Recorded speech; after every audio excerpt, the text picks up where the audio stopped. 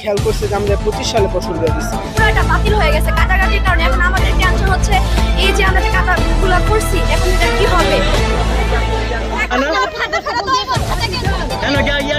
নারায়ণগঞ্জে এসএসসি পরীক্ষায় 2025 সালে প্রশ্ন বিতরণ 1.5 ঘন্টা পর টের পেল শিক্ষার্থীরা। সোনারগাঁও উপজেলার নির্বাহী কর্মকর্তা আসিফ আল জিন্নাত বলেন, নতুন সিলেবাসে পরীক্ষার্থীর বিষয়টি নজরে আসা মাত্র বোর্ডের কর্মকর্তাদের সঙ্গে কথা বলে অতিরিক্ত সময় দিয়ে নতুন সিলেবাসের প্রশ্ন পরীক্ষা নেওয়া হয়েছে।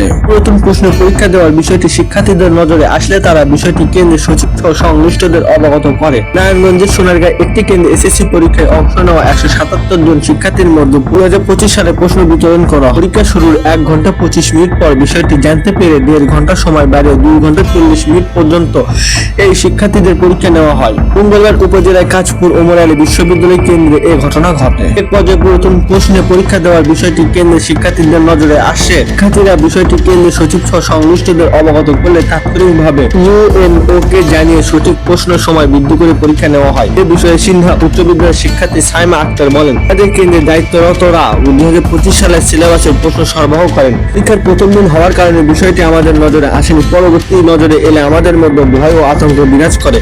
কেউ কেউ ফেল করার ভয় কান্নায় ভেঙে পড়ে। রতনপুর রহমানের উচ্চ বিদ্যালয়ের শিক্ষার্থী আইমান রহমান বলেন, এমন ভুল করতে থাকলে আমাদের ভবিষ্যৎ শঙ্কায় পড়বে। পরবর্তীতে এমন পরিস্থিতি যেন না হয় সেজন্য সংশ্লিষ্ট সমাজ সচেতন হওয়া দরকার।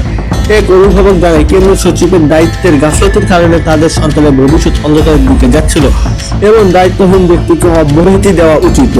ওমর আলী কেন্দ্রের সচিব মোহাম্মদ আব্দুল মতিন সরকার বলেন, সিলেবাসের সাল দৃষ্টিগত না হওয়ার কারণে এমন সমস্যা হয়েছে। এছাড়া প্রশ্নের অতিরিক্ত আরো দুটি প্রশ্নের প্যাকেট বেশি আসার কারণে বিষয়টি আমাদের নজরে আসেনি। এমন পরিস্থিতি হয়েছে। আগামী দিনগুলোতে এই বিষয়টি মাথায় রেখে দায়িত্ব পালন করা হবে। সোনারগাঁও উপজেলার নির্বাহী কর্মকর্তা আসিফ আল জিন্নাত বলেন, নতুন সিলেবাসের পরীক্ষাটি বিষয়টি নজরে আসা মাত্র বোর্ডের কর্মকর্তাদের সঙ্গে কথা বলে অতিরিক্ত সময় দিয়ে নতুন সিলেবাসের প্রশ্ন নেওয়া হয়েছে। তিনি আরো বলেন, আশা করি শিক্ষার্থীদের তেমন কোনো সমস্যা হবে না। শিক্ষার্থীদের এ বিষয়ে আতঙ্কের কোনো কারণ নেই।